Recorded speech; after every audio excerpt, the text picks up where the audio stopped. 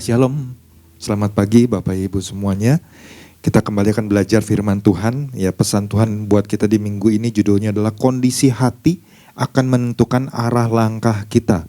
Diambil dari Injil Matius pasal yang ke-5 ayat yang ke-8. Ya. Demikianlah bunyi ayat firman-Nya, berbahagialah orang yang suci hatinya karena mereka akan melihat Allah. Ya. Nah, Bapak Ibu, kalau kita sebagai orang percaya, tentu kita rindu bisa melihat Allah, ya. Namun di sini kalau kita baca ayat ini dikatakan berbahagialah orang yang suci hatinya. Artinya ada kriteria yang Tuhan mau kita miliki, yaitu suci hatinya, ya, murni hatinya, bersih hatinya. Bahkan kalau Bapak Ibu mungkin buka di handphone, ya, buka di Alkitab sini kan di situ ada tanda bintang, ya. Itu seperti sebuah ada satu keterhubungan bagaimana seorang pemazmur seperti Daud, dia mengatakan di dalam Mazmur 24 ayat 3 dan 4. Siapakah yang boleh naik ke atas gunung Tuhan? Siapakah yang boleh berdiri di tempatnya yang kudus? Ayat yang keempatnya mengatakan orang yang bersih tangannya dan murni hatinya, yang tidak menyerahkan dirinya kepada penipuan dan yang tidak bersumpah palsu. Ya, bersih tangannya ini artinya benar-benar dia bebas dari rasa bersalah, bebas dari segala hukuman, bebas dari segala kewajiban, ya, yang dia jalani di dalam kehidupannya. Nah, dan hanya memfokuskan dirinya tentu hanya kepada Tuhan, ya. Dan kalau kita lihat juga di sini ada murni hatinya, kemarin Bapak Gembala sudah jelaskan, ya. Salah satu yang dari suci hatinya itu artinya ini adalah ya benar-benar jelas, benar-benar pure, ya, murni, benar-benar tulus, ya, sincere. Jadi hati yang tulus waktu kita datang sama Tuhan, hati yang suci, hati yang murni, itu sangat-sangat diperlukan, ya, hati yang bersih. Nah, dan kita menyadari di dalam kehidupan yang kita jalani, ya, ada begitu banyak, ada penuh dengan berbagai hal, ya, berbagai hal, entah itu yang baik, entah itu yang jahat, entah itu yang bersih, yang kotor, ya, yang bisa saja muncul di dalam kehidupan setiap kita orang-orang percaya, termasuk orang-orang yang belum percaya juga mengalami, ya. Nah, dan kita harus jaga, ya, jaga hati kita. Kemarin kan Bapak Gembala sudah ingatkan untuk kita menjaga, ya, supaya jangan sampai terusik atau dikotori oleh segala kotoran, ya. Kemarin Saudara Marbun juga sudah menyampaikannya di dalam Markus, ya, pasal yang ke-7 kemarin, ya, ayat 21 sampai 23. Dan itu kan kalau kita baca kembali itu kan adalah perkataan Yesus sendiri, ya. Apa yang keluar dari dalam hati itu hal-hal yang jahat, ya.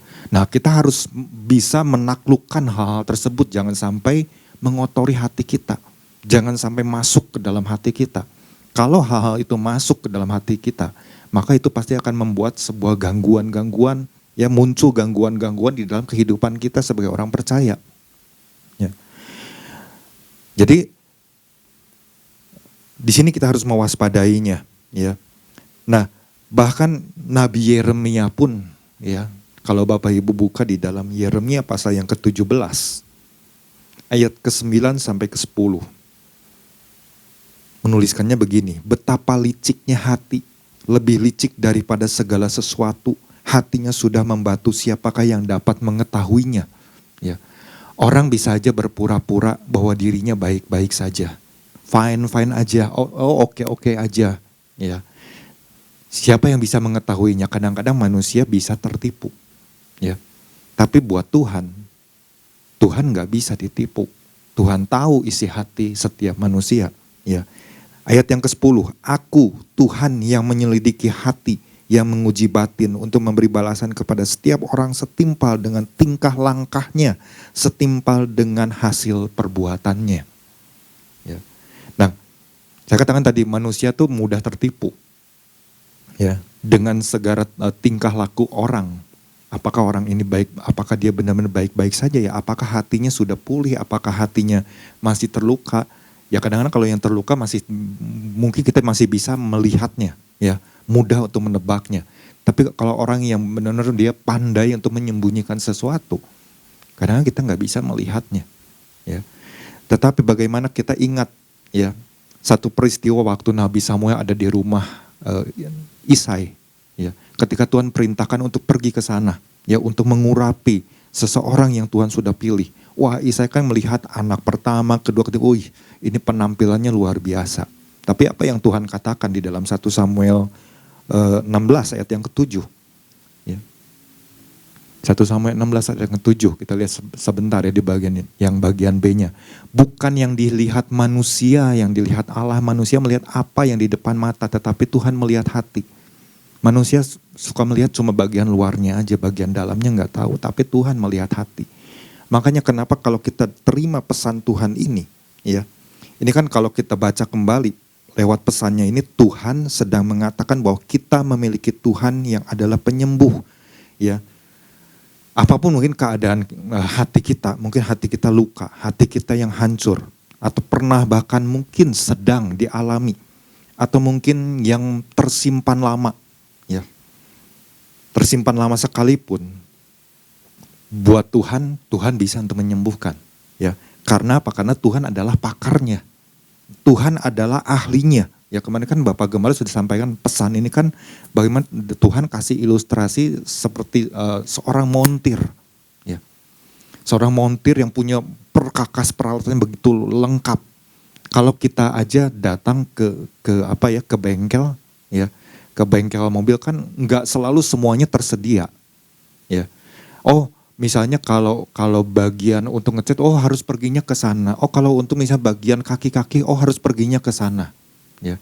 Tetapi kan ada juga bengkel yang segala sesuatunya lengkap dan melakukan yang terbaik, ya. Sehingga waktu kendaraan kita rusak, segala bagian apapun semuanya bisa diperbaiki, ya. Nah, itu yang Tuhan berikan, ya. Jadi kita mulai harus menyadari, hanya Tuhan yang tahu, ya, bagaimana cara mengobatinya, cara mengatasinya. Sekalipun hancur hati kita, ya remuk dikatakannya, ada pemahaman sampai remuk hatinya, buat Tuhan itu bisa, ya. Ibaratnya kalau mungkin mangkok yang pecah gitu, ya. Waktu kita terjatuh, kita mau menyatukannya aja nggak sempurna, Bapak Ibu, ya. Mungkin ada pecahan-pecahan, kepingan-kepingan yang tipis, nggak bisa kita lem seperti itu. Ya semaksimal mungkin lah, tapi masih terlihat, ini pernah jatuh, pernah pecah. Tapi buat Tuhan, dari yang hancur sebanyak apapun, mungkin kepingan-kepingan kecil, buat Tuhan itu sanggup. Nah itulah sebabnya sampai Tuhan katakan, Tuhan itu adalah yang penyembuh, ya. Nah, alasan Tuhan, ya, beri pesan ini untuk mengingatkan kita agar jangan main-main dengan hati yang belum pulih, atau hati yang dibiarkan luka, atau mungkin kita merasa kuat, merasa baik-baik saja. Ya. Rusaknya hati atau belum pulihnya hati akan mengakibatkan seseorang, artinya ya tentu orang percaya, ya, akan kehilangan daya tangkap dari sorga. Jadi udah gak bisa menangkap channel kerajaan sorga yang adalah pusat, ya, pusat pemerintahan di dalam hidup kita. Karena apa? Karena kita hatinya rusak, receivernya rusak, ya. Jadi ini yang harus kita perhatikan baik-baik, ya. Nah, kalau kita baca ya inti pesan Tuhannya ini, ya, jelas kalau kita nggak memperhatikan, ya, dengan baik-baik, maka yang kemarin kita baca di dalam Markus 7 itu adalah hal-hal yang muncul di dalam hati itu kalau kita enggak kendalikan, kalau kita enggak taklukkan, ya, kalau kita enggak mengalahkannya, itu bisa muncul terus di dalam kehidupan setiap orang, termasuk orang percaya. Dan akhirnya akan memunculkan gangguan-gangguan, ya. Kemarin kan di Komsel juga kan dibahas gangguan-gangguan apa aja, ya.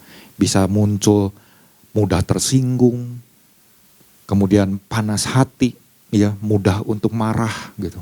Kemudian bisa juga menjadi tawar hati, sakit hati, ya.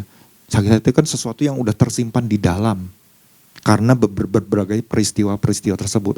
Tersinggung, ya udah dibiarkan, tersinggung, nggak dibereskan, disimpan, ya, sampai akhirnya menimbulkan sakit hati, akhirnya menjadi sebuah kepahitan. Bahkan kalau terus dibiarkan, bisa membuat gangguan jiwa. Orang bisa sakit hati sedemikian rupa, orang bisa nekat untuk membunuh. Ya. Artinya kan ada hal yang penting yang harus kita perhatikan di dalam hati. Dan itu kan banyak terjadi di dalam kehidupan di dunia ini. Ya. Orang bisa sakit hati karena apa? Karena sesuatu. Ya. Di Amerika mungkin kita sering dengar peristiwa orang bisa pakai senjata nembakin orang di tengah jalan, siapapun, ya, tanpa pandang bulu.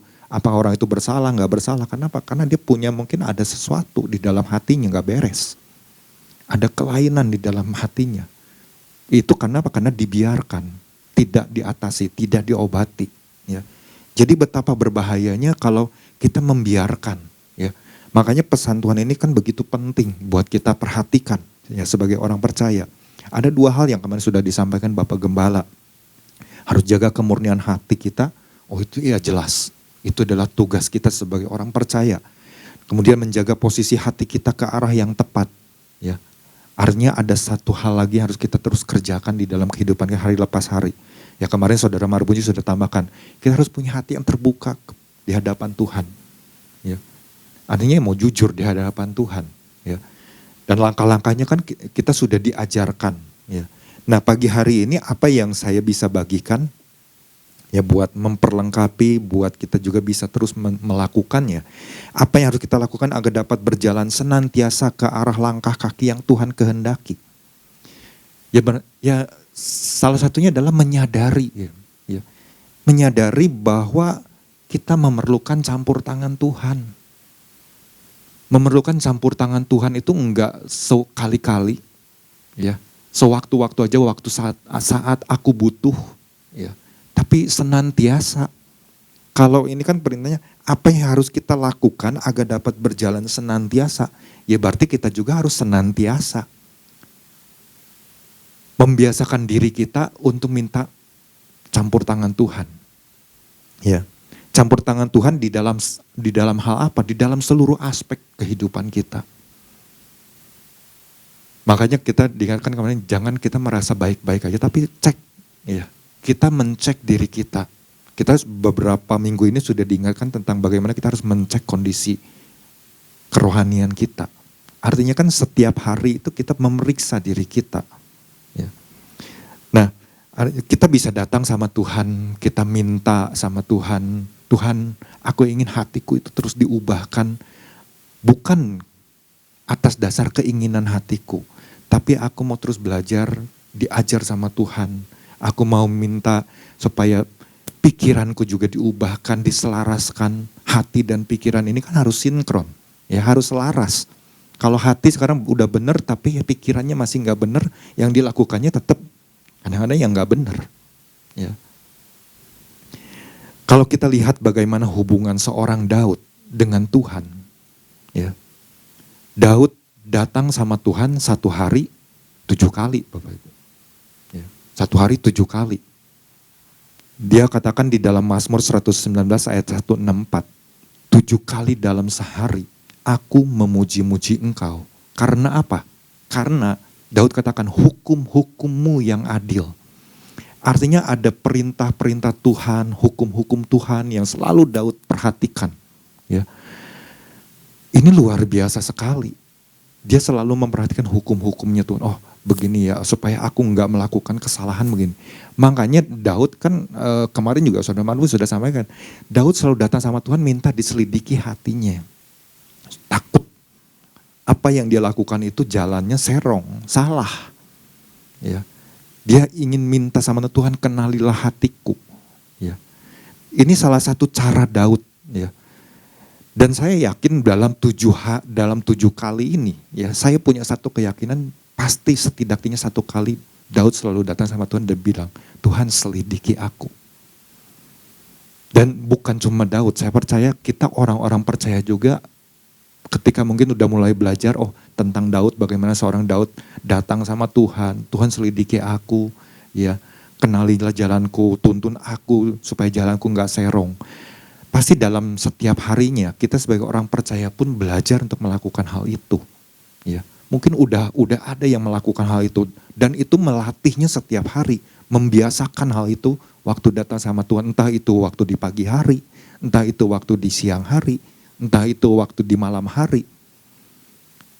Kenapa saya punya satu keyakinan itu? Saya yakin karena kalau kita lihat ya doa Daud, waktu dia di malam hari, waktu dia di pagi hari, waktu dia ada dalam kejaran musuh, dia selalu minta campur tangan Tuhan. Dari apa yang dikatakan tersirat sebetulnya bahwa dia itu lagi minta Tuhan selidiki aku nih. Aku gak mau jalanku serong. Aku gak mau jalanku ini salah. Wah, itu luar biasa. Dan kalau hal itu selalu kita lakukan dengan Tuhan setiap hari, apakah kita masih punya rasa takut atau khawatir yang berlebih? Saya percaya kita nggak akan punya rasa takut dan khawatir yang berlebih. Takut dan khawatir mungkin bisa saja datang, tapi nggak akan jadi berlebih-lebihan. Ya, sampai membuat kita tuh jadi stres, takut untuk ketemu orang dan lain sebagainya. Saya percaya itu nggak akan pernah terjadi kalau hubungan kita dengan Tuhan setiap harinya itu datang sama Tuhan. Tuhan mungkin waktu sepanjang hari kita sudah melakukan berbagai aktivitas, waktu malam sebelum kita tidur, Tuhan, apakah mungkin sepanjang hari ini aku sudah melakukan kesalahan? Ya, Tuhan tolong kasih tahu aku, Tuhan tuntun aku. Ya, nah itu kan sebuah pengakuan Bapak Ibu.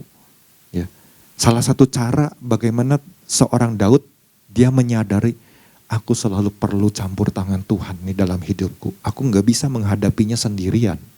Ya, itu yang luar biasanya, ya, buat seorang Daud. Dan kalau hal itu terjadi, ya, hal itu menjadi sebuah gaya hidup buat setiap orang percaya. Ya, bagi kita di hari-hari sekarang, kita akan menghadapi hari-hari itu dengan rasa tenang, rasa damai. Karena apa? Karena ada support dari kerajaan sorga. Ada Tuhan yang selalu menjaga dan melindungi kita. Ada Tuhan yang selalu membela kita. Ya. Bahkan Tuhan katakan aku yang berperang. Jadi kita tuh pasti aman gitu. Ya, menghadapi segala sesuatunya aman. Karena ya kita terhubung dengan pusat kerajaan sorga. Ya. Ini yang membuat hati buat seorang Daud di dalam menghadapi berbagai situasi. Ya, dia sanggup untuk mengatasinya. Walaupun ada satu keadaan dia tidak melakukan apa-apa dan itu yang membuat dia jatuh kan. Nah, artinya kita belajar sesuatu. Ya, kemarin Bapak Gembala juga sudah sampaikan tentang kata melihat. Ya, optanomai. Ya, bisa melihat secara literal, bisa melihat perkara-perkara ilahi yang tidak dilihat oleh mata jasmani. Ya, artinya kan bahwa di sini wah iya ya kalau kita punya satu keterhubungan dengan Tuhan yang luar biasa. Berarti ini hal yang harus kita terus lakukan, ya, minta, ya. Jadi kita menyadari saya perlu campur tangan Tuhan di dalam seluruh aspek kehidupan saya. Seperti itulah yang harus kita lakukan, ya. Jadi bagian kita adalah oh Tuhan, karena Engkau adalah pakarnya, aku minta, ya, aku mau hatiku terus dibentuk, ya. Aku mau hatiku terus dibersihkan, dimurnikan, diselaraskan. Ya, aku mau terus diarahkan. Dan untuk diarahkan itu kan perlu sebuah kerelaan. Ya. Ada kerelaan di dalam hati kita. Mau gak kita berserah sepenuhnya sama Tuhan? Kalau kita cuma setengah-setengah, ya makanya yang terjadi yang seperti kemarin dijelaskan, half-hearted. Ya, cuma setengah gitu. Kita menikmatinya setengah, menjalannya setengah-setengah. Tapi kita harus belajar untuk full-hearted, menyerahkannya semua itu ke dalam tangan Tuhan.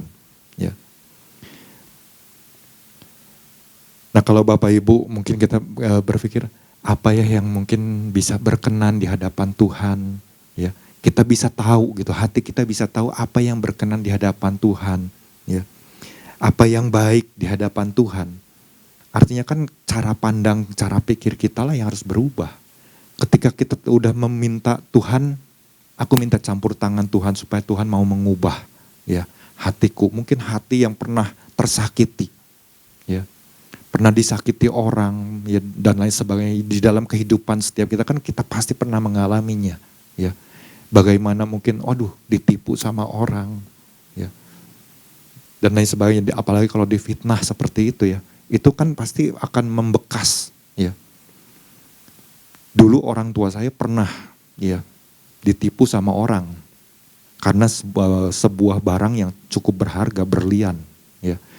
Dan besarnya itu cukup besar gitu ya. Zaman dulu di tahun 70-an 5 karat itu waduh udah luar biasa sekali harganya, ditipu sama orang. Barangnya ditukar. Akhirnya kita harus ganti. Ya. Apa yang mungkin selama itu orang tua saya kerjakan habis gitu. Dan untuk bangkitnya itu enggak segera, enggak cepat seperti itu, butuh waktu. Ya. Sampai dulu kan kita belum kenal Tuhan, ya. Enggak ngerti tentang hal tersebut. Oh, yang ada kan paling rasa dendam, ingin membalas, ya. Atau mungkin melaporkan kepada polisi atau hukum, tapi kalau dia, waduh, itu akan menjadi semakin rumit gitu. Ya. Nah itu kan membekas sekian lama gitu. Jadi nggak mudah ya untuk memiliki hati yang benar-benar rela ya untuk melibatkan Tuhan, minta campur tangan itu nggak mudah, apalagi dulu kan nggak kenal Tuhan. Ya. Nah inilah yang terjadi. Makanya kan ada hal-hal yang terjadi yang mungkin bisa buat orang mudah untuk mungkin hati melibatkan Tuhan di dalam hidupnya, tapi ada juga yang mungkin sulit. Kalau orang Israel pada waktu itu kan bagaimana begitu sulitnya mereka ya untuk bisa berubah cara pandang, cara pikir. Karena kan hampir 430 tahun ada di dalam perbudakan. Ya, ada di dalam perbudakan. Dan itu nggak mudah. Saya yakin wah untuk melupakan masa-masa ada di dalam perbudakan mungkin buat orang-orang yang mengalaminya ya. Orang-orang yang di atasnya misalnya yang umurnya mungkin udah 90 tahun, 100 tahun mungkin masih ada. Ya. Melupakan masa-masa ada di dalam perbudakan itu nggak mudah. Ya. Makanya kan Tuhan sampai mengatakan kepada Musa, bangsa ini tuh bangsa yang tegar tengkuk. Ya. Bahkan di dalam Mazmur 95 ayat yang ke-10, Tuhan bilangnya apa? 40 tahun aku jemu kepada angkatan itu. Jadi selama 40 tahun ketika berjalan di padang gurun, ya, Tuhan itu jemu melihat perilaku dari bangsa Israel. Mereka suatu bangsa yang sesat hati. Mereka itu tidak mengenal jalanku. Karena apa? Karena hatinya yang masih terluka, hatinya yang gak beres. Sehingga arah langkah kakinya itu seperti gak tahu kemana. Tujuannya udah ada tapi dia berputar-putar di situ. Ya. Itu yang sampai Tuhan aja sampai katakan sesat hati. Nah jangan sampai kita juga ketika kita dapat pesan ini jadi orang yang masih sulit untuk berubah. Ya. Tapi mari kita minta campur tangan Tuhan. Nah untuk minta campur tangan Tuhan ini artinya saya katakan tadi perlu kerelaan. Kerelaan untuk apa? Salah satunya sikap hati yang mau dikoreksi. Ya, mau dikoreksi atau mau ditegur. Nah, Bapak Gembala kan kemarin sudah sampai contoh seorang Daud, ya waktu datang Nabi Nathan. Ini kalau Bapak Ibu mungkin menghayati ya jalannya peristiwa ini, bagaimana seorang Daud sebagai seorang raja ditegur oleh Nabi. Namanya raja kalau ditegur itu biasanya langsung marah. Tapi buat seorang Daud nggak ada sikap marah. Jadi panas hati itu nggak ada. Karena dalam hari-harinya Daud itu waktu dia datang sama Tuhan, Tuhan selidiki aku. Ya.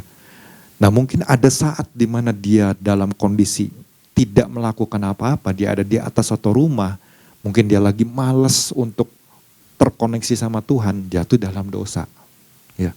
Dan gak lama kemudian kan Tuhan datang lewat Nabi Nathan, menegur Daud.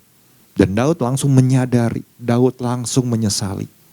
Penyesalannya itu dia buktikan lewat kehidupan dia, lewat perilaku dia. Dan orang bisa melihat bagaimana sikap dari seorang Daud, respon dari seorang Daud ketika teguran itu ternyata untuk dirinya. Dia langsung bersujud, berlutut dan mengakui itu kesalahan dia. Dia minta ampun sama Tuhan. Ya, itu salah satu bentuk ya, dia tuh mau dikoreksi sama orang. Bukan langsung sama Tuhan, sama orang.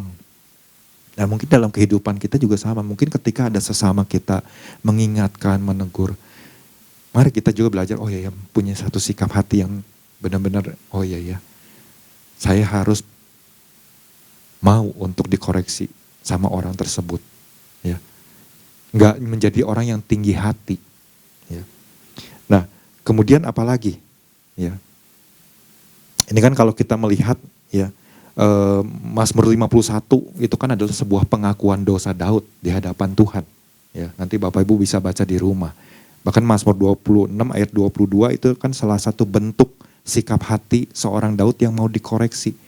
Bukan hanya sama manusia, terlebih lagi dia mengutamakan Tuhan. Karena dia sudah memutuskan campur tangan Tuhan buat hidupnya. Ya, ujilah aku ya Tuhan dan cobalah aku selidikilah batinku dan hatiku. Ya. Mazmur 19 ayat 8, titah Tuhan itu tepat menyukakan hati. Wow, itu luar biasa. Titah Tuhan itu tepat menyukakan hati. Itu prinsip yang Daud pegang. Ya. Perintah Tuhan itu murni, membuat mata bercahaya. Nggak salah lihat. Ya. Melihat sesuatu tuh nggak salah melihatnya. Cara pandangnya itu udah benar. Gitu. Karena apa? Karena perintah Tuhan itu murni. Ya. Nah kalau kita diingatkan, orang berbahagialah orang yang suci hatinya. Kenapa? Karena dia selalu belajar untuk mentaati perintah Tuhan yang adalah murni.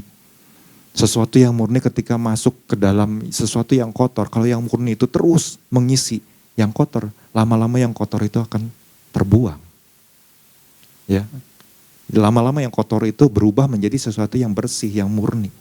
Ya, kita kan sering mendapat perumpamaan tentang kopi. Ya, kopi itu kan banyak dedaknya, banyak bumbunya. Kalau terus diisi oleh air yang bersih, ya misalnya air dalam satu botol 1,5 liter dengan 1 gelas yang kecil. Kalau kita terus kucurkan air itu terus sampai bersih, lama-lama di dalam gelas itu semuanya terbuang bersih. Ya seperti itulah. Ya. Jadi nggak ada sikap panas hati. Ya. Beda dengan Saul. Ketika Nabi Samuel datang menegur Saul, waktu ditegur sebetulnya hatinya itu panas. Tapi dia mencoba untuk menjaga hatinya itu, dia di depan banyak orang. Dia mengakui kesalahannya. Tetapi dia minta supaya Nabi Samuel itu ya hormatilah aku, ini kan seorang raja. Artinya cuma setengah-setengah gitu. Dia melakukan penyesalannya itu cuma setengah. Menyesal di hadapan Tuhannya pun rasanya enggak dengan tulus. Ya.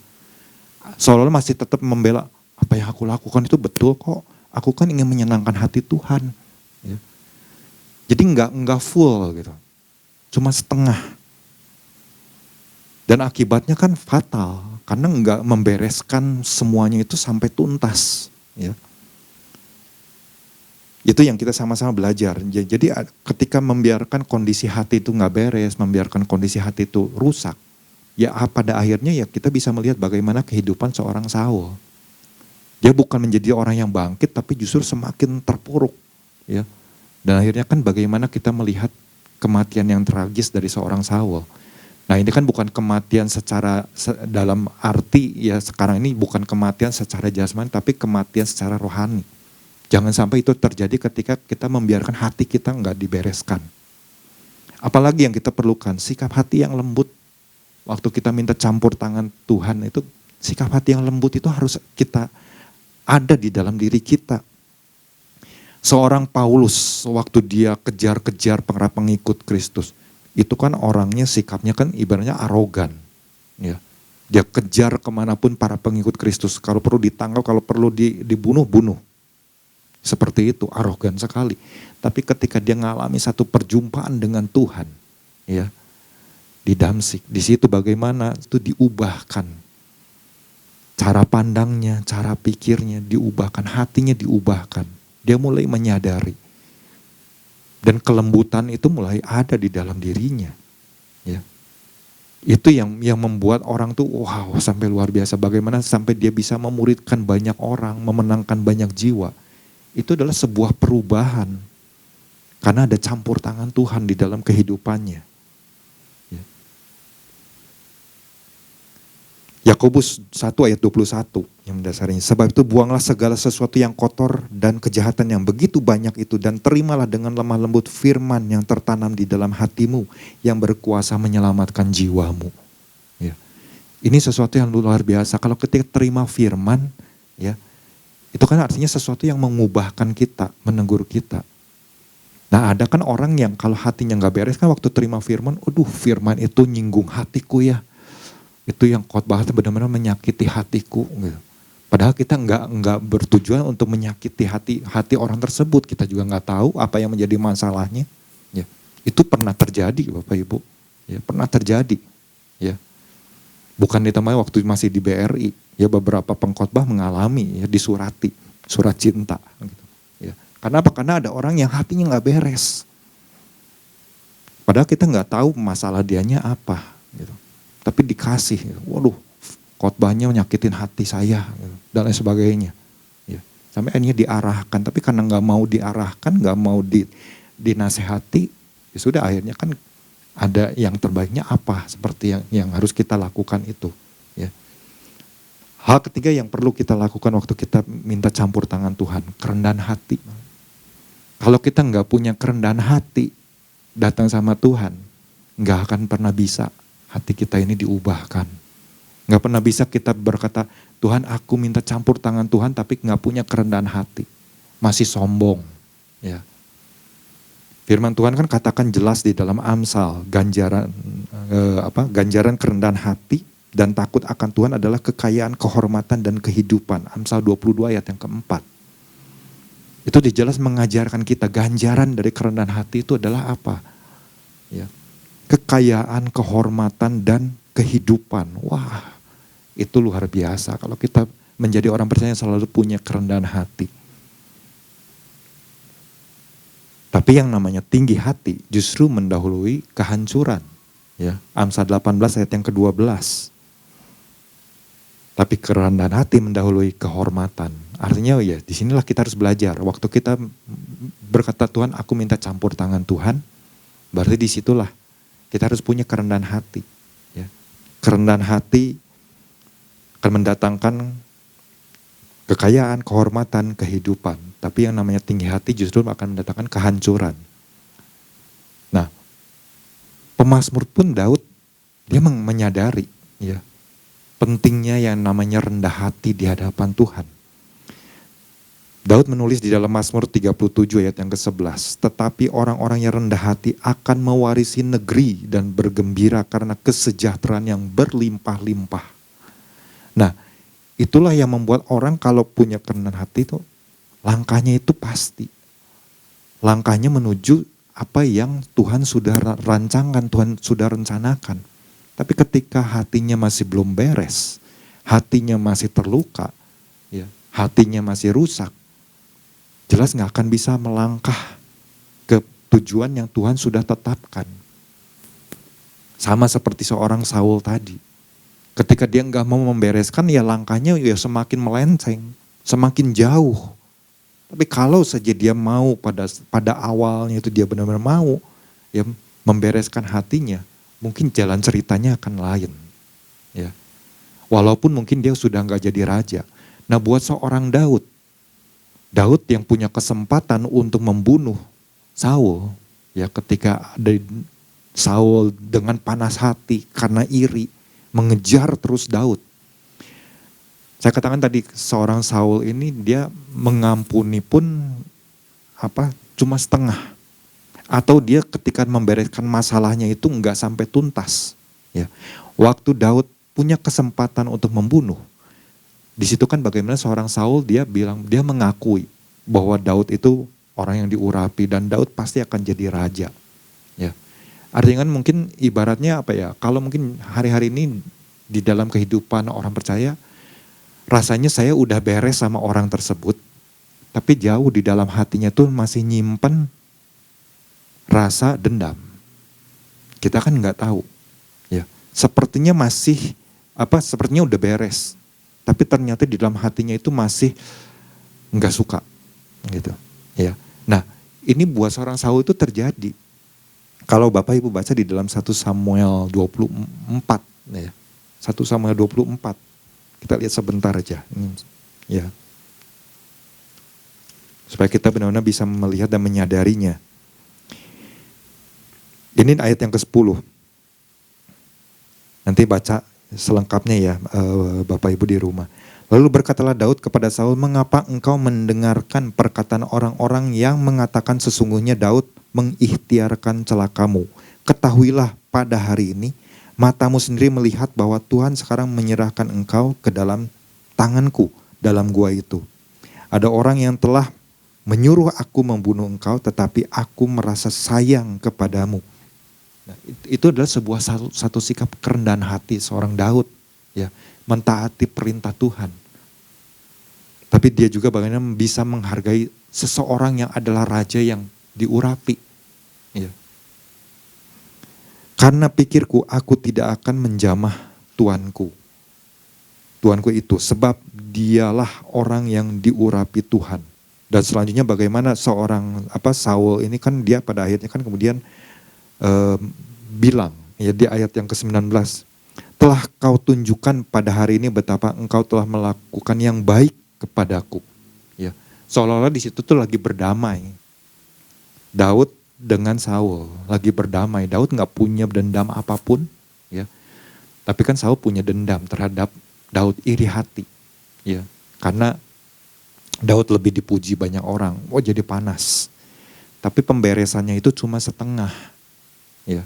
Seolah-olah ya udah baik, udah oke lah, ya. Aku mengampuni, ya dan lain sebagainya. Tapi di dalam diri Saul, Daud masih terus berusaha. Saul ini gimana ya supaya Daud tetap bisa ditangkap, kalau perlu dibunuh. Makanya kalau Bapak Ibu baca di pasal berikutnya, ayat pasal 26, itu kan terjadi lagi. Ya. Jadi perkataan Saul di pasal yang ke-24 itu cuma setengah. Ya. Bagaimana dia berdamai dengan seorang Daud itu enggak benar-benar tulus. Kemudian ada kesempatan yang kedua. Karena apa? Karena Saul masih mengejar yang namanya Daud. Artinya kan pemberesan di awal itu, ternyata masih belum beres ya. Seperti itulah. Ya. Nah makanya perlu kerendahan hati. Perlu kerendahan hati, perlu hati yang lembut, dan juga hati yang mau dikoreksi.